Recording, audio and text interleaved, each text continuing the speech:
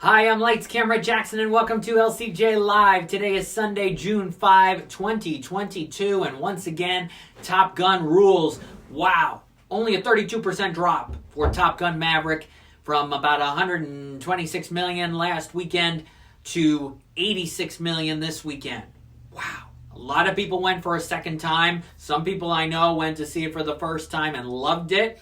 So there we are. Top Gun Maverick is up to $291.6 million, the 8th biggest Paramount release of the 21st century. Will it get to number one? It only needs to get to 403 million at this point. Maybe it's going to get there, which is amazing. Tom Cruise's biggest movie, one of the biggest Paramount movies in a long, long time. Huge success story, and one of the smallest drops ever for a movie that opened to over $100 million. Amazing. People love this experience of seeing Top Gun. Nobody wanted to go up against it this weekend. There are two new movies in the top 10, but combined they only made $2.9 million. Nobody wanted to go up against Top Gun Maverick for this weekend. So you have it number one, and then Jurassic World comes into play. I've got my dinosaur friends here. Jurassic World comes into play next weekend. We'll get into some thoughts on that in a little bit. East Coast Biased 11. Thanks for being here on LCJ Live. So Top Gun Maverick doing really well. Doctor Strange, another 9.3 million this weekend. It's at 388.7. It'll get over that $400 million mark for Disney. Disney through 20th Century has the third biggest movie of the weekend, but a big drop for the Bob's Burgers movie from about 12.5 million last weekend down to 4.5 million this weekend. It's at 22.2. The fandom went out in force the first weekend. I was right on the money with that $15 million Memorial Day weekend, long weekend open. Everybody went, and not a lot of people went this weekend, but still, the third biggest movie in America is the Bob's Burgers movie. The Bad Guys in fourth with 3.3 million because families still need something to see. We've got 2 weeks to go till Lightyear. 3.3 million, it's at 87.3. It'll get over 90, but I don't think, because Lightyear is just 2 weeks away, less than that really, it will not get to $100 million. Eric Romer, 69, INAC 88, thanks for being here on LCJ Live. Downton Abbey, A New Era, struggling to stay alive in this. Another 3 million this weekend, it's at 35.7. Remember, the first movie opened to 31 million back in 2019. And now here we are after the third weekend, and Downton Abbey, A New Era, the sequel, only at 35.7. Focus has to be underwhelmed with this.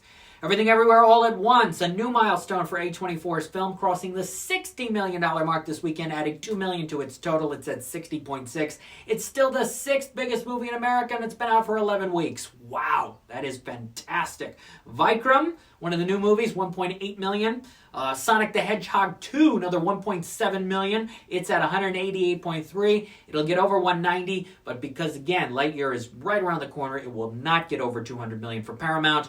Paramount's still got to be happy with The Lost City on the back end with Top Gun Maverick at drive-ins, another 1.4 million. It's at 104.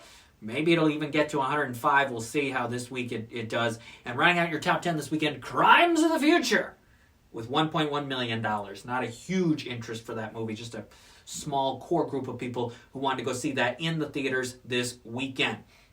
So there's your top 10. Jurassic World is on the way. Jurassic World Dominion opens Thursday at about 4 o'clock. How will it do? Well, as I posted earlier on my social media, including Twitter at LCJ Reviews, the first Jurassic World movie in 2015 had a $208.8 million open, totaled $652.3. It was gigantic. People couldn't believe that Jurassic World made over $200 million in its opening weekend. I remember that weekend and people went, oh my God, I cannot believe this is happening. So that 208.8, 32% of that total. Now, Jurassic World Fallen Kingdom came out 3 years later, opened to 148 million. That was a substantial drop. That was a 29% drop from the opening weekend of the first Jurassic World movie, and it totaled 417.7, which is 36% less than what the first film made. So that was a decent drop. I mean, that was more than $200 million drop for the second Jurassic World movie compared to the first one. That opening weekend into the total percentage, 35.4%. So we're in the low to mid-30s range of what the open will be versus what the total will be if we think that's going to happen for Jurassic World Dominion. I could see this making more than 417.7 total, and I could see this opening to more than 148. But I don't know about 2088 and 652.3. I don't know if it's going to reach the levels of the first Jurassic World movie. When you consider that right after Jurassic World comes Lightyear, then Elvis, more for older audiences, but still going to be a big play, then Minions and Thor are right after that. Jurassic World could make some steady money, but will it add up all the way to 650? I'm not quite so sure about that. And there will still be people who want to go see Top Gun all the way through 4th of July. So, yeah, I think Jurassic World's going to do well. I could see it doing 150, 160 this weekend at least. But I don't see it getting to $650 million total. I think Universal hopes it'll make more than Dominion, or more than Fallen Kingdom, and I think it will. And we'll see how it is. Looking forward to checking it out this week. I've seen one of the other big new movies that's coming out this week. It's already in select theaters, but it's on Netflix this Wednesday. That is Hustle, the Adam Sandler basketball drama. Ooh, it's got a lot of problems. It's just cliche after cliche, corny moment after corny moment. And the performances, and the basketball scenes, and the longest montage in sports movie history. It's about, 18 minutes long. It's insane, the training montage. Hustle didn't work for me. If you're an Adam Sandler fan, this is not quite to the level of his goofy comedies in terms of going down that department in terms of tone, but it's not Uncut Gems either. It does not have the drama or the intensity of that movie, a film I really didn't care for, Uncut Gems. But it's lighter than that, but it's more sophisticated than all his goofy comedies. But he loves doing these sports movies, but I don't think they're working out for him. I think he's got to shake it up a little bit with his career choices. That is Hustle. That is on Netflix Wednesday. Starting this week into the weekend, into next week, the Tribeca Film Festival. I'll be sharing my thoughts on some movies from there. I've seen Cha-Cha Real Smooth. I have seen Jerry and Marge Go Large. And I'm looking forward to checking out more from the Tribeca Film Festival this year. And I've looked at some of the animated shorts, and that piece will be up soon at animationscoop.com. A lot of talented makers whose work got submitted and accepted into the Tribeca Film Festival. And speaking of film festivals, had the chance yesterday to go to the Berkshire International Film Festival for the first time since 2019. Saw Marcel the Shell with Shoes On. And its director, Dean Fleischer Camp, followed me on Twitter last night, followed him back. It's a good movie. It's directed by him. It's co-starring him, co-written by him and Jenny Slate, who voices Marcel the Shell. And it's a sweet movie. And particularly, I really like the second half. It takes some dramatic, unexpected turns. It's light and fun early on and quirky and funny in spots, but then there's a moment that happens, and I'm going to ask him about it when I get the chance to interview him, which I should be. A24 hooking me up with that, hopefully, fingers crossed, for Animation Scoop. I'm going to ask him about this dramatic turn it takes and a decision that a character makes that changes the course of the rest of the movie and allows our attachment to these characters to grow. So definitely ask him about that. Isabella Rossellini voices Marcel's Nana in this. And it opens in theaters on June 24th. I thank the folks at the Berkshire International Film Festival and A24 for having me be a part of the screening yesterday. It was great to see it on the big screen a few weeks before it opens.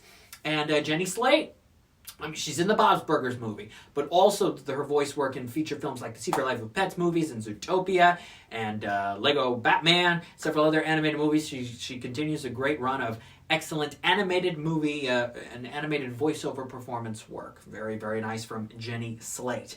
New LCJ Q&A podcast episode coming Tuesday with Chris Williams, the Academy Award-winning director of the new Netflix animated feature The Sea Beast, which premieres on Netflix on July 8th. He won an Oscar for Big Hero 6. We talk about The Sea Beast, which I've seen 40 minutes of footage of, and we take a deep dive into that. So that is coming Tuesday. You can read that Q&A as well at animationscoop.com. New Too Fast, Two Films podcast episode coming very soon to toofast2films.com. Mike Sargent and I review Hollywood Stargirl, the sequel to Stargirl, which is now on Disney+, and The Phantom of the Open, which is this new light drama, a lot of humor in it, but light drama starring Mark Rylance and Sally Hawkins, which opened in a few theaters this weekend, going to be expanding to more locations in the month of June. We review both of those movies, Hollywood Stargirl and The Phantom of the Open. I'll be posting that episode soon from the Too Fast, Two Films podcast. So there you go. Gil Ozeri, thanks for being here on LCJ Live as we continue to celebrate the success of Top Gun Maverick and preview Jurassic World Dominion. And so many people looking forward to Lightyear. I've had a lot of people message me saying, oh my gosh, I can't wait for Lightyear to come out. Elvis is on the way. The Black Phone with Ethan Hawke. Those are some of the big movies left for June. And Marcel the Shell with Shoes On from A24, which I hope does well. It's a PG movie. There were some kids at the screening yesterday. I think kids will like it. There are some deep themes as well for them. But especially if you love Marcel the Shell from the YouTube channel and the YouTube videos over the years, there were definitely some fans yesterday at the screening who were laughing a lot and enjoying it a lot and appreciated the movie. So if you're a fan already, you're really going to get something out of Marcel the Shell. And I've got more LCJ Q&A podcast episodes coming soon with creator of Dead End Paranormal Park, Hamish Steele. That's coming next week on June 13th. Then I have more coming soon, more AnimationScoop.com Q&As as well. Fortune Favors Lady and Coco came out a couple days ago in the theaters. And you know what I watched the other night? I watched The Contractor. I don't think I posted about it yet. Chris Pine, Gillian Jacobs, Kiefer Sutherland, Ben Foster in the Hustle movie with a bad bald cap. Watched The Contractor the other night. I didn't love it. I wanted to like it. Big Kiefer Sutherland fan, and I like a lot of the movies. Some of the movies Chris Pine's in, All the Old Knives wasn't good either. Gillian Jacobs, I've admired her work over the years, and Ben Foster in some of his movies as well. But not a compelling story, very standard, some poorly shot and edited and poorly executed action sequences in The Contractor. I wanted to like it more. It came out in theaters in April. It's going to be on DVD in a couple days, and it's already on some digital platforms and some places where you can rent it. But unfortunately, I cannot recommend The Contractor. One movie I'm looking forward to checking out, which I haven't gotten a chance to see yet, is Ambulance, the Michael Bay movie. Didn't get a chance to see it in the theaters. It's on DVD next Tuesday, June 14th. I'm going to want to check it out because I like Jake Gyllenhaal. Many of the films he's starred in over the years, and Michael Bay movies, there's always a curiosity factor. I just didn't get a chance to see it in the cinemas, but I'm looking forward to checking out Ambulance when it's on DVD next week. What are you looking forward to seeing? Have you seen Top Gun? Are you looking forward to Jurassic World? What is your most anticipated movie the rest of the summer? Are you surprised if you saw yesterday the new video clip for the Jordan Peele movie Nope? Are you surprised that they revealed what they do in the clip? And are you surprised that that is the plot line for the movie? If you don't want to be spoiled, I'm not going to spoil it, but don't, try to stay away from everything with Nope. But when I saw, and I couldn't avoid it, I saw multiple posts yesterday, people like, okay, so this is what the movie's about. There isn't a full plot yet, but there's a big reveal in it, and I was surprised. And not necessarily in a good way, because I'm thinking, all right, how is he going to put his spin on this genre? Because now, with what they reveal, they establish that this is in a specific science fiction-esque genre. And that's all I'm going to say. So I'm a little underwhelmed, but hopefully it'll be as good as Get Out. Was not a huge fan of Us.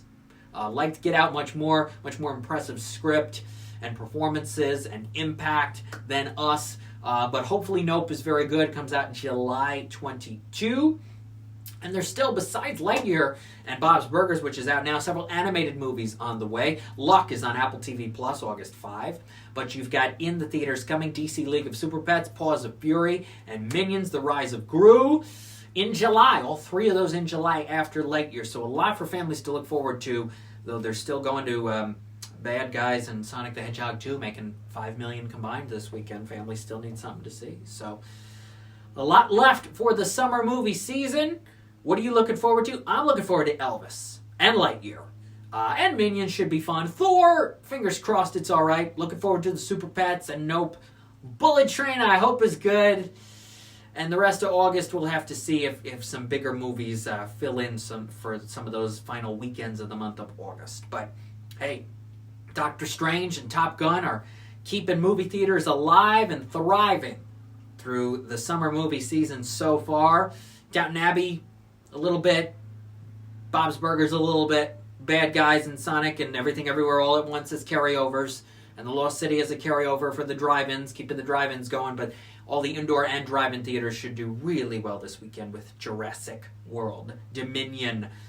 I'm Lights Camera Jackson. Thank you for watching today's episode of LCJ Live. For more, go to Twitter at LCJ Reviews, Instagram at LightsCamJackson, YouTube.com/LightsCameraJackson, and the website is lights-camera-jackson.com. Appreciate you watching. Thank you so much for doing that. I'll see you next Sunday at 12 p.m. Eastern. Take care and enjoy your Sunday. Bye-bye.